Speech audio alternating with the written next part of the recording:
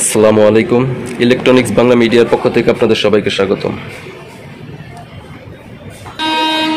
আজকে আবারও আরেকটি আইপিএস এর ভিডিও নিয়ে আপনাদের মাঝে চলে আসলাম। এই যে আপনারা দেখতে পাচ্ছেন, এটা সুকাম একটি আইপিএস। দেখুন, সুকাম ডিজিটাল হোম ইপিএস 420 ছোট একটা মেশিন। দেখুন ডিজাইনটা।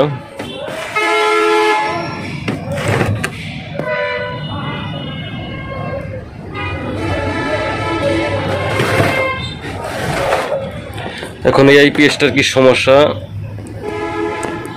এই সমস্যাটা এখন আমি আপনাদেরকে দেখাবো। এটার পিছনে দেখুন আউটপুট লুট লাগানো আছে, এই যে আমি হোল্ডারের সাথে লাগিয়ে রাখছি। ওই যে দেখতে পাচ্ছেন এখানে একটি ফিলামেন্ট বাতি। আমি আইপিএস সুইচটা অন করব। দেখুন দেখুন আইপিএস কিন্তু রানিং হয়ে গেছে, এখানে লোডটি কিন্তু জ্বলতেছে। এটা সমস্যা হলো এসি চেঞ্জ ওভারের সমস্যা। এখন এটার মধ্যে আমি এসি ইনপুট করি। দেখুন প্লাগ লাগানো আছে, এসি কটের লাইন লাগানো আছে। এই যে এটা আমি সিরিজ লাইনে লাগাবো 200 ওয়াটের মধ্যে। দেখি আইপিএসটা কি সমস্যাটা দেখা দেয়। দেখুন এসি সিগন্যাল দেওয়ার সাথে সাথে কিন্তু ওই যেটার আউটপুট কিন্তু বন্ধ হয়ে গেছে। এটা কিন্তু চেঞ্জ ওভার হওয়ার কথা। এটা যখন আমি এসিটা ইনপুট করবো, ইনপুট হওয়ার সাথে সাথে কিন্তু এটার এসিটা কিন্তু এখানে চেঞ্জ ওভার হয়ে আইপিএস বন্ধ হয়ে লাইনের যে এসিটা কারেন্টটা সেটা কিন্তু এখানে আউট হওয়ার কথা, সেটা কিন্তু হচ্ছে না। ভিতরে রিলেটা আপ ডাউন করতেছে এবং এটার এসি যে সিগন্যালটা এটাও কিন্তু আপ ডাউন করতেছে, রিলেটা বাড়ি বাড়তেছে। এখন এটা খুলে দেখবো যে আসলে এটার মধ্যে কি সমস্যা, কি কারণে এই সমস্যাটা হলো এবং কিভাবে এটা সমাধান করব। এটাই কিন্তু আজকের এই ভিডিওতে আমি দেখানোর চেষ্টা করব আপনাদেরকে। আশা করি ভিডিওটা সম্পূর্ণ দেখবেন, কেউ টেনে টেনে দেখবেন না। ভিডিও যদি স্কিপ করেন, টেনে দেখেন, তাহলে কিন্তু আসলে সমস্যা কোথা থেকে সমাধান করলাম সেটা কিন্তু বুঝতে পারবেন না। আর যারা এখন পর্যন্ত আমার চ্যানেলটা সাবস্ক্রাইব করেন না, এখন চ্যানেলটা দ্রুত সাবস্ক্রাইব করে ফেলুন এবং বেশি বেশি করে লাইক এবং শেয়ার করবেন এবং সবসময় ইলেকট্রনিক্স বাংলা মিডিয়ার পাশে থাকবেন। আর ভিডিওতে বুঝতে কোথাও অসুবিধা হলে অবশ্যই কমেন্ট বক্সের মধ্যে জানাবেন।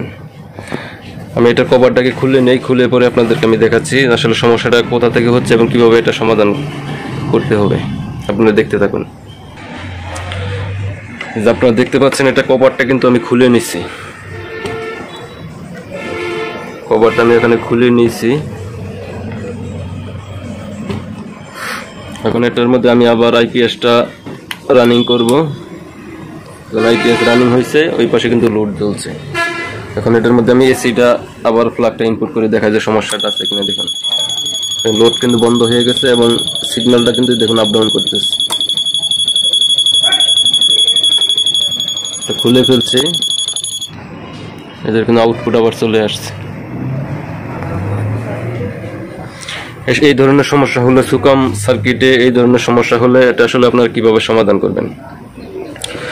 এটার মধ্যে কিন্তু প্রথমে আপনাদের যেহেতু এসি লাইন ইনপুট সমস্যা, চেঞ্জ ওভার সমস্যা, এসি লাইনটা পরিপূর্ণভাবে এই সার্কিটের মধ্যে বা ইউপিএস এর মধ্যে আসছে কিনা এটা কিন্তু মিটার দিয়ে মেপে নিশ্চিত হতে হবে। আমি ইউপিএস এর লাইনটা অফ করে দেই। এই সার্কিটের মধ্যে এসি লাইন আসছে কিনা এটা কিন্তু অবশ্যই মিটার দিয়ে মেপে নিশ্চিত হতে হবে। এটার মধ্যে যদি এসি লাইন ইনপুটই যদি না হয় তাহলে কিন্তু চেঞ্জ ওভার হওয়ার কিন্তু প্রশ্নই ওঠে না। এই যে এখানে দেখতে পাচ্ছেন কানেকশন 125 ভোল্ট, 200 ভোল্ট এবং নিউট্রাল। বাকি যে কানেকশন আছে এটা নিচ দিয়ে করা আছে। এই সাইডে সকেট পুড়ে যাওয়ার কারণে নিচ দিয়ে লাইন কিন্তু করা আছে, যার কারণে উপর থেকে বোঝা যাচ্ছে না। এখন এটার মধ্যে আমি এসি ভোল্টেজটা মেপে দেখব যে সার্কিটের মধ্যে 220 ভোল্ট যেভাবে আসার কথা ওইভাবে আসছে কিনা। এই দেখুন এটা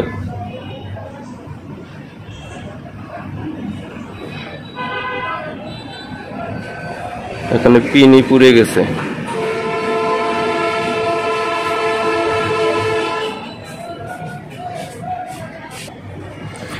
এটার মধ্যে আমি ভোল্টেজটা মেপে দেখবো এখন ইনপুট করে।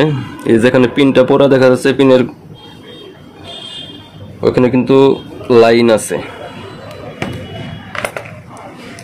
আমরা যদি এটা এইভাবে মাপি, এটা যদি নিউট্রাল, এখন মাঝের এই পিনের মধ্যে যদি এইভাবে ধরি তাহলে কিন্তু এটার মধ্যে 220 ভোল্ট আসার কথা। এটার মধ্যে ভোল্টেজটাকে ইনপুট করে নিই।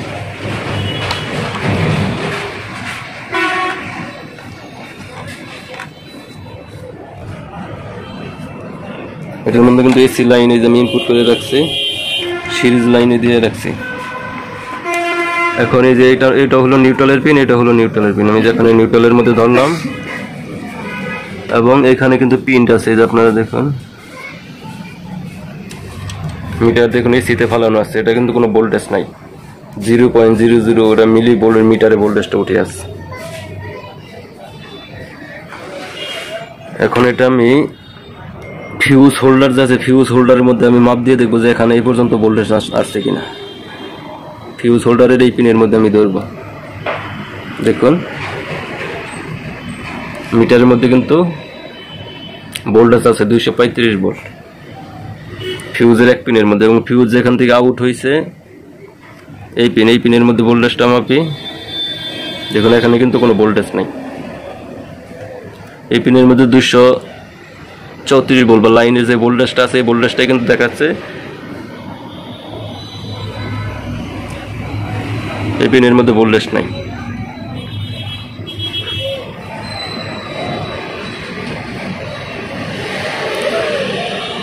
আবার এই সার্কিটের মধ্যে ভোল্টেজ কিন্তু ইনপুট হয়েছে, সিগন্যাল কিন্তু দেখাচ্ছে। তার কারণ হলো সার্কিটের একটা যে চেঞ্জিং যে ভোল্টেজ আছে, চেঞ্জ ওভার করার জন্য সেই ভোল্টেজটা কিন্তু এখানে সরাসরি ফিউজের উপরে পিনের সাথে কানেকশন করা আছে। এবং মেন যেটা দিয়ে রিলেটা আউটপুট লোড আসবে এবং রিলের মাধ্যমে যে লোড হয়ে যে লাইন চলার জন্য যে ভোল্টেজটা যাবে সেটার সাথে ফিউজের সাথে কানেকশন না থাকার কারণে কিন্তু এটার আউটপুট ভোল্টেজটা পরিপূর্ণ আসতেছে না। যার কারণে এটার আইপিএস চালু করার পর আউটপুট হচ্ছে, যখন এটার মধ্যে এসি ইনপুট করা হচ্ছে, এসি ইনপুট করার সাথে সাথে কিন্তু সার্কিটের যে কার্যক্রম চেঞ্জিং ভোল্টেজ এটা কিন্তু অসিলেশন ভোল্টেজ কিন্তু বন্ধ করে দিয়েছে। বন্ধ করার সাথে সাথে কিন্তু আউটপুট যেহেতু রিলের মাধ্যমে অন হচ্ছে না, সেক্ষেত্রে কিন্তু এটা লোডটা বন্ধ হয়ে যাচ্ছে। এবং ফিউজটা আমি চেক করে দেখবো ফিউজটা ভালো আছে কিনা।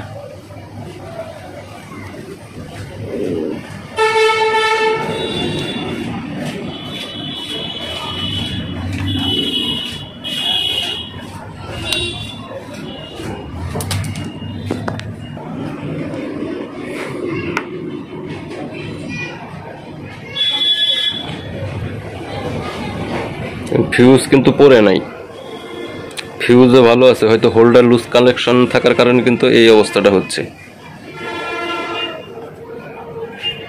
এটা ফিউজের যে হোল্ডার আছে, হোল্ডারটা লুজ কানেকশন থাকার কারণে এই সমস্যাটা হচ্ছে। দেখুন ফিউজ কিন্তু ভালো আছে এবং এটা মিটার দিয়ে মেপেও আপনাদেরকে আমি দেখাচ্ছি। মিটারটা আমি বার্জার মুডে রাখছি,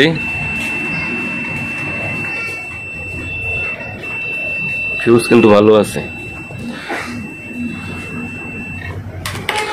আসলে এটা সমস্যাটা হলো যে ফিউজ যে হোল্ডারটা আছে, ফিউজ হোল্ডারের মধ্যে ফিউজের যে কানেকশনটা পাওয়ার কথা সেই কানেকশনটা পাচ্ছে না। আমি এখন এটা ফিউজ হোল্ডারটা চেঞ্জ করব, চেঞ্জ করার পর আবার লাইন দিয়ে আমি আপনাদেরকে দেখাবো।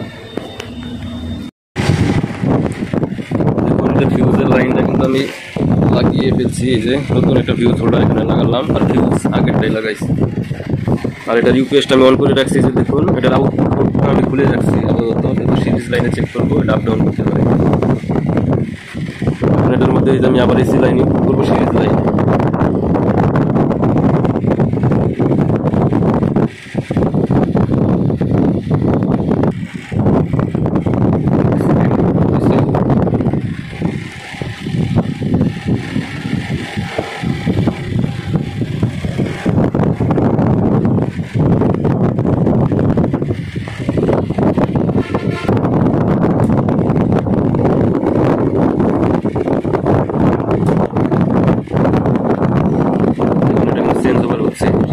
লাগানোর জন্য কিন্তু এটা ছেড়ে দিচ্ছে, যে চার্জিং করতেছে। মানে আউটপুট আমি সরাসরি আউটপুট দেবো এবং ডাইরেক্ট লাইনে এটার লাইনটা দিব, তাহলে এই সমস্যা দেখাবো। এসি লাইনটা ডাইরেক্ট লাগাইছি, দেখুন এটার আউটপুট কিন্তু চলে আসছে। প্লাগটা খুলে ফেলি, এই দেখুন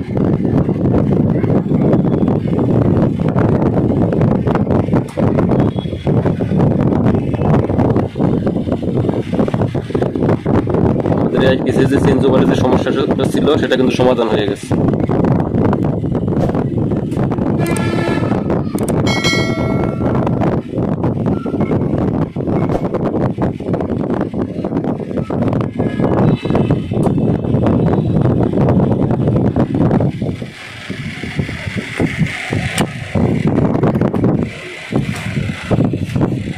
আশা করি চেঞ্জ ওভারের সমস্যা হলে খুব সহজভাবে আপনারা সমাধান করতে পারবেন। এটা কিন্তু খুব বড় ধরনের একটি সমস্যা না, এই মেশিনের জন্য এটা কিন্তু খুব বড় ধরনের একটা সমস্যা না। এটা ফিউজের লুজ, অনেক সময় ফিউজ কাটা থাকে, ফিউজ কাটা থাকার কারণে কিন্তু এই সমস্যাগুলো হয়। এটার ক্ষেত্রে কিন্তু ফিউজটা ভালো ছিল, কিন্তু হোল্ডারটা লুজ কালেকশনের জন্য এটা কিন্তু লাইনটা না পাওয়ার কারণে এসিটা ইনপুট হইতো, এসি ইনপুট না হওয়ার কারণে কিন্তু এটা চেঞ্জ ওভারের সমস্যাটা হয়েছে।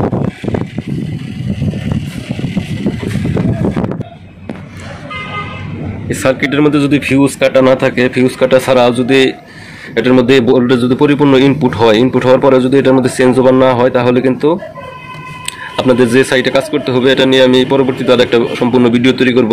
আজকে কিছু আংশিক ধারণা দিয়ে রাখি। দেখুন এখানে কিন্তু 4N35 আইসি দেওয়া আছে, এই যে দেখতে পাচ্ছেন এটার মধ্যে 4N35 তিনটা আইসি দেওয়া আছে। তিনটা আইসির সমন্বয়ে কিন্তু এটার মধ্যে এসি চেঞ্জ ওভার কাজ করানো হয়েছে। যে রেজিস্টারগুলো দেখতে পাচ্ছেন,